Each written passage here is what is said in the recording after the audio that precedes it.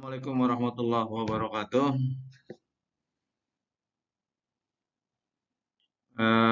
Selamat berjumpa kembali dalam waktu yang sama,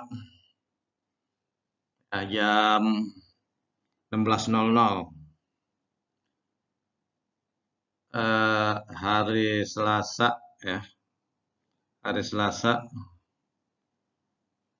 tanggal Selasa ya, tanggal 3 kalau nggak salah. Kita melanjutkan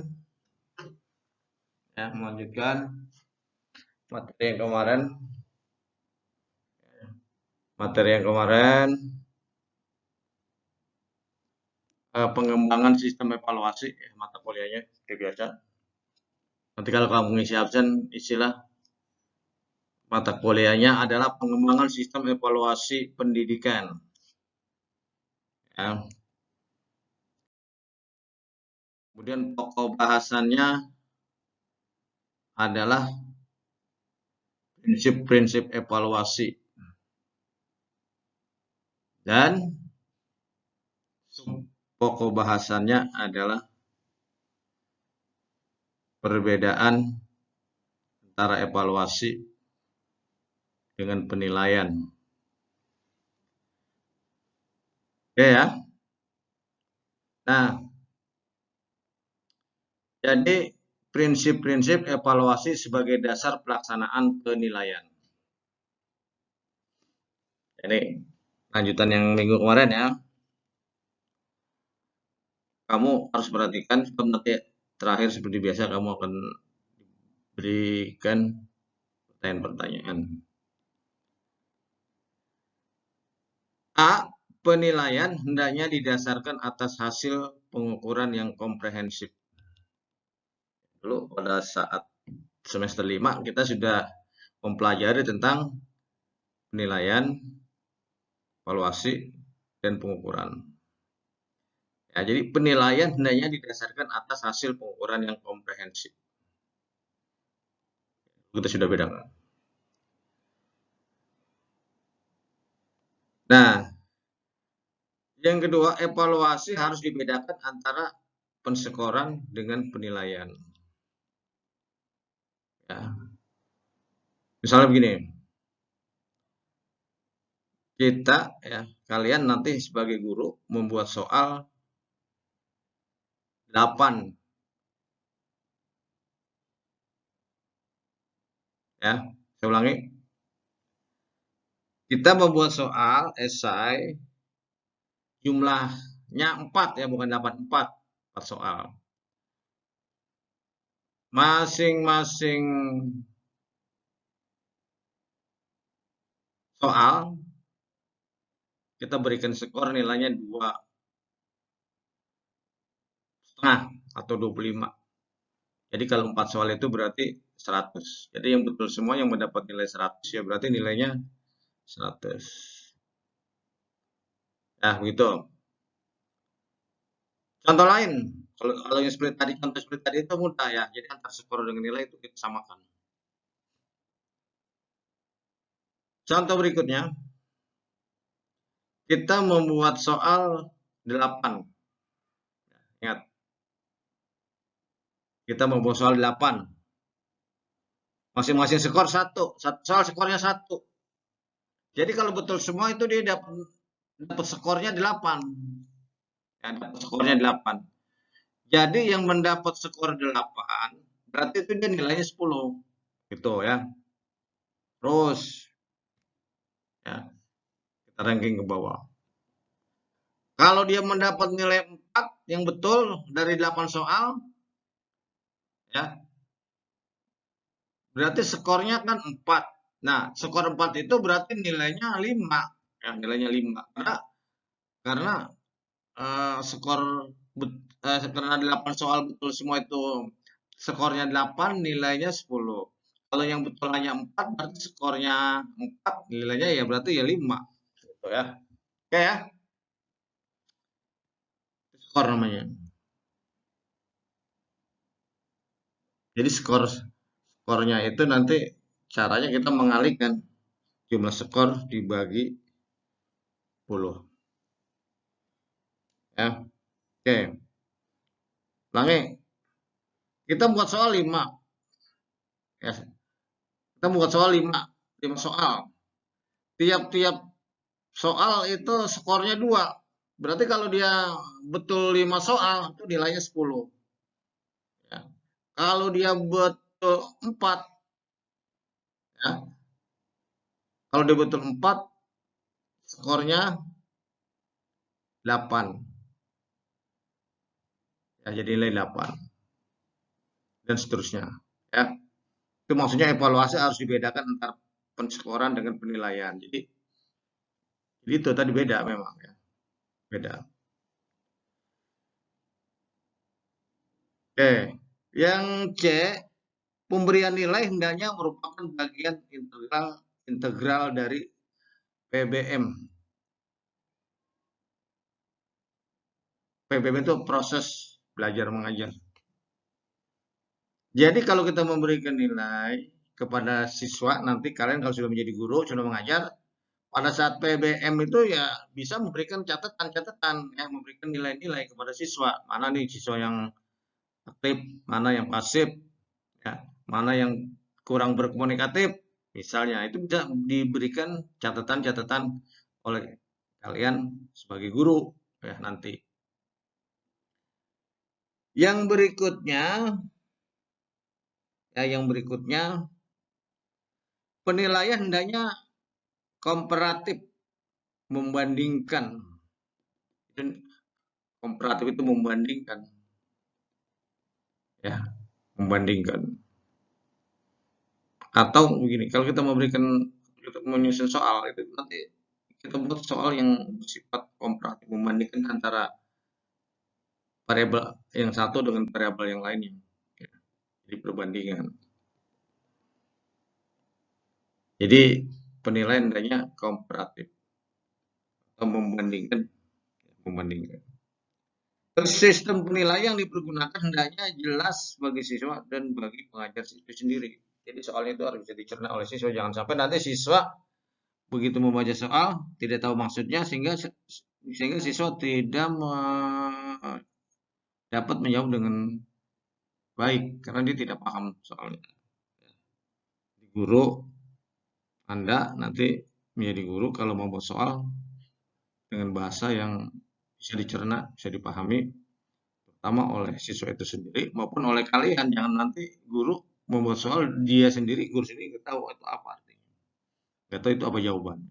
Ya, jadi soal yang dibuat oleh guru, ya guru itu juga harus bisa memberikan jawabannya. Ya. Sampai nanti guru membuat soal asal-asalan, yang guru itu sendiri tidak tahu jawabannya. Oh ya, itu prinsip-prinsip evaluasi sebagai dasar pelaksanaan penilaian. Ulangi ya. Penilaian hendaknya didasarkan atas hasil pengukuran yang komprehensif. Ya, itu didasarkan ya pada pengukuran. Apa itu pengukuran? Kamu lihat lagi ya artinya ya. Apa itu pengukuran? Itu kan sudah. Yang D, evaluasi harus dibedakan antara penskoran dengan penilaian. Jadi antara skor dan nilai itu beda. Ya. Bisa saja skornya 8 kalau kita jadikan nilai ya mungkin nanti 10 gitu. Ya, jadi antara skor dengan nilai itu beda.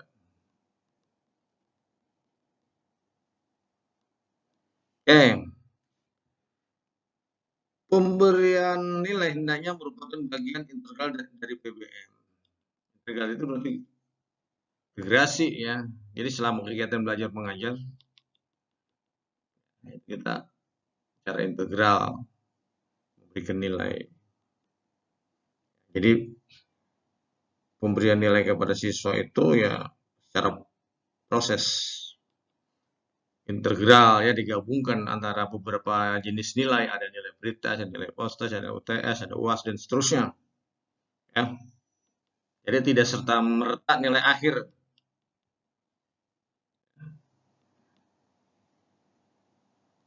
Makanya dulu pemerintah menjadikan nilai UAN itu sebagai nilai kelulusan.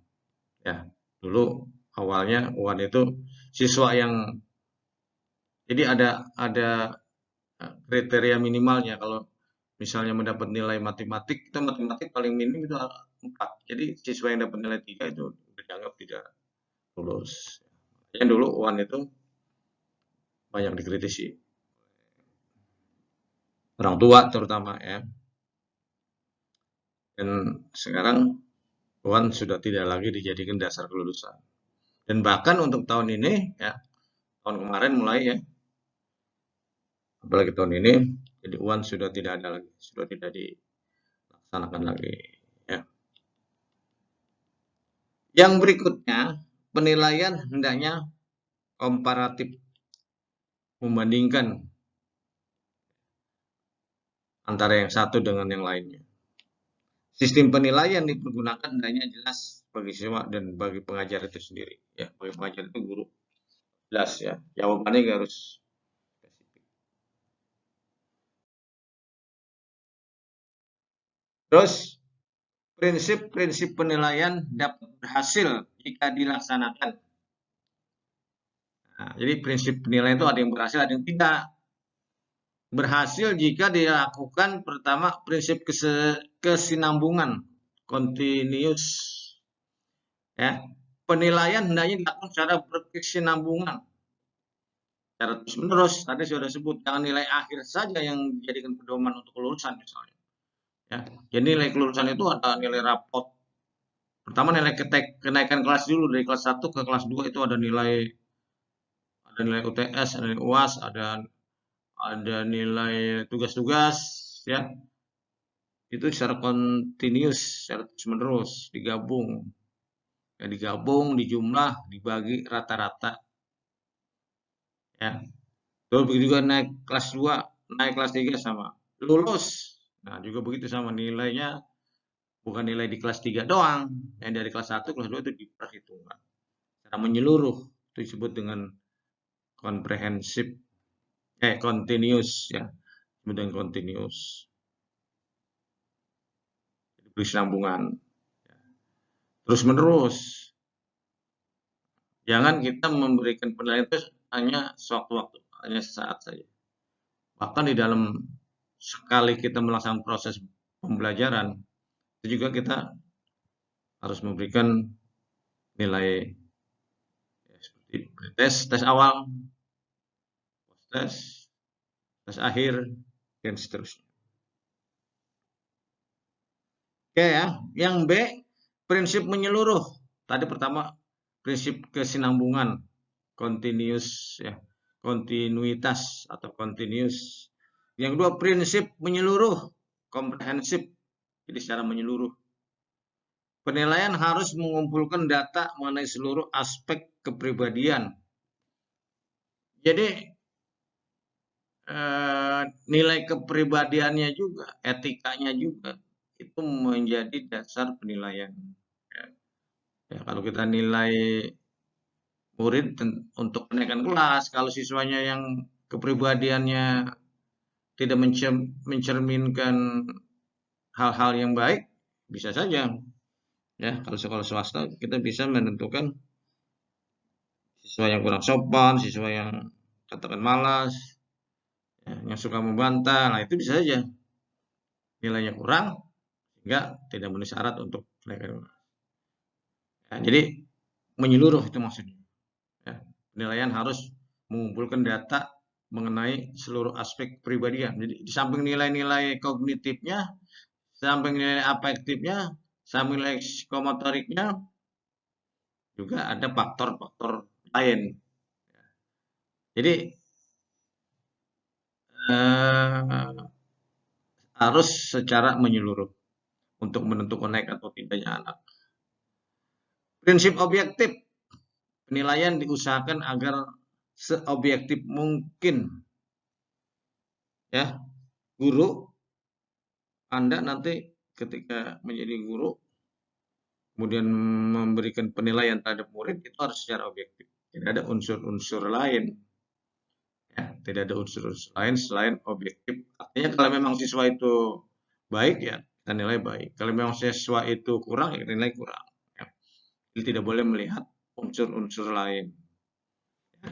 Yang kita lihat itu adalah unsur-unsur yang terkait dengan secara komprehensif, itu berarti mengumpulkan data seluruh aspek kepribadian. Ya, misalnya itu tetangga kita, kita kasih nilainya bagus. Atau itu saudara kita, nah itu tidak boleh. Jadi harus objektif, harus sejujur-jujurnya sesuai dengan kondisi. Ya. Nah, itulah prinsip-prinsip penilaian dapat berhasil jika pertama dilaksanakan kontinuitas, yang kedua komprehensif atau menyeluruh, yang ketiga objektif. Ada 3 prinsip-prinsip penilaian.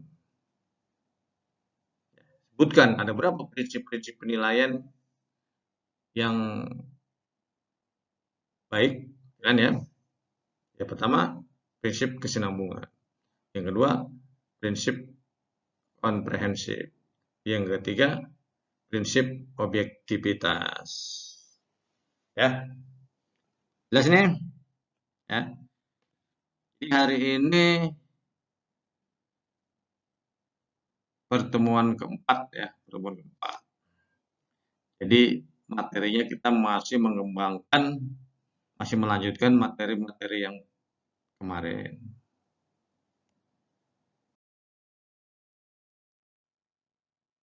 Nah, kemudian sasaran evaluasi.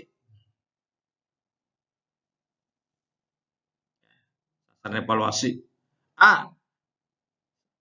Tingkah laku siswa, sikap, minat, perhatian, keterampilan siswa itu sendiri sebagai akibat dari proses belajar mengajar. Jadi hasil belajarnya itu sikapnya seperti apa setelah dia belajar, minatnya gimana, perhatian terhadap pelajaran, keterampilannya seperti apa. Ya. Nah, ada peningkatan nggak setelah PBM?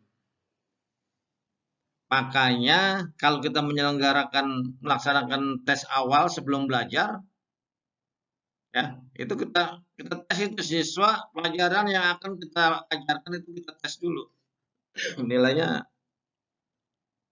berapa gitu ya, 5 misalnya.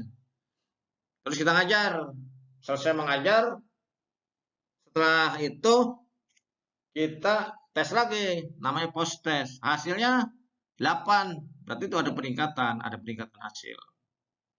Ya, ada peningkatan hasil dari 5 menjadi 8, berarti 3 hasilnya.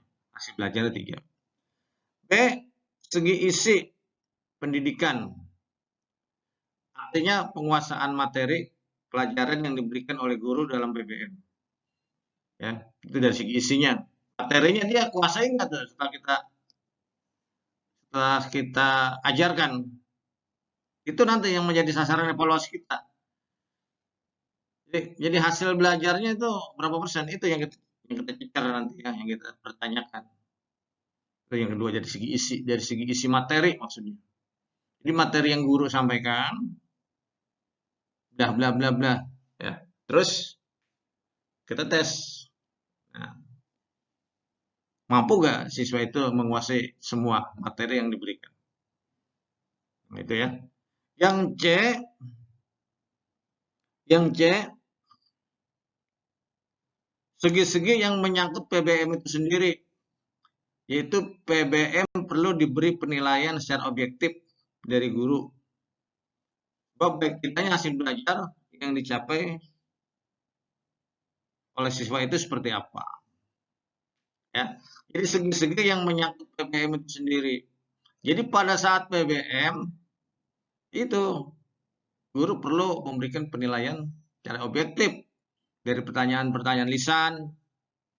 Ya misalnya, atau kita lihat siswa yang aktif, ada siswa yang tidak aktif. Nah, dari situ kita bisa memberikan catatan tadi itu. Ya, berikan catatan. Nah, ya, saya ulangi. Jadi sasaran evaluasi yang disasar itu adalah tingkah laku siswa. Apa itu tingkah laku siswa? Itu berupa sikapnya. Sikapnya ada perubahan nggak? Minatnya, siswa itu minatnya seperti apa? Banyak nggak minatnya? Apa biasa-biasa saja atau mungkin meningkat?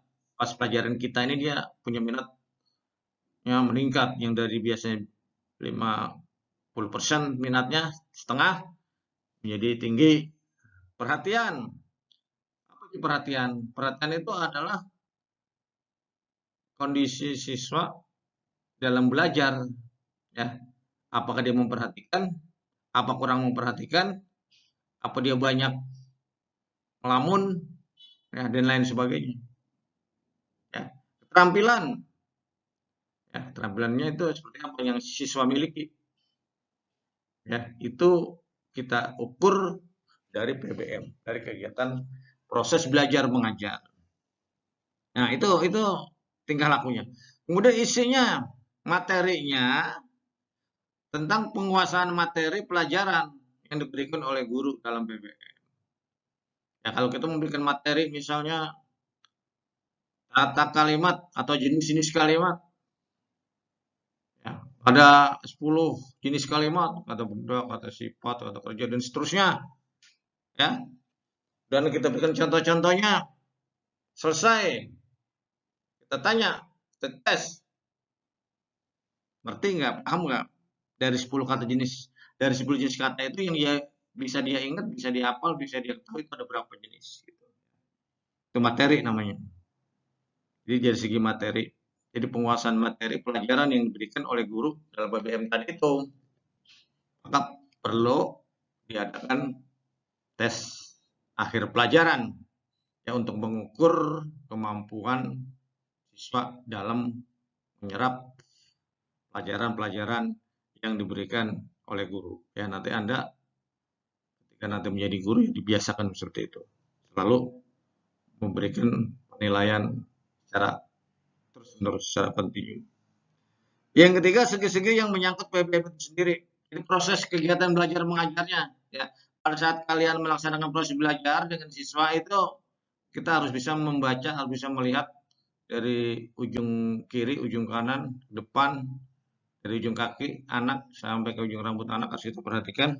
Ya, seperti apa kondisi mereka dalam melaksanakan kegiatan belajar mengajar tersebut. Ya, nah, saya kira itu ya. Itu materi kita untuk minggu ini ya, sekali lagi sedikit tapi ini padat, tergantung nanti penguasaan kalian dari materi-materi ini. Karena memang materinya berkutik-kutik tentang evaluasi, tentang penilaian, tentang pengukuran, tentang sasaran dan lain sebagainya ya. Oleh sebab itu kalian harus betul-betul memahami karena mata kuliah ini mata kuliah wajib ya.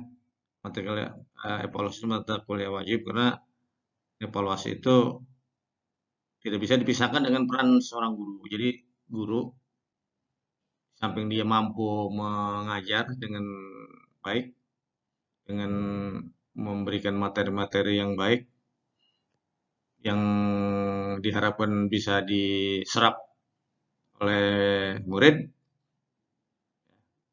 Nah, juga guru harus mampu memberikan evaluasi.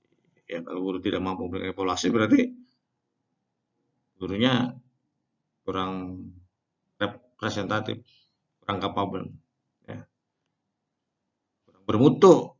Ya, kalian harus bisa mengajar, bisa memberikan evaluasi. Jadi mengajar dan evaluasi satu kesatuan, tidak dipisahkan. Ya, nah,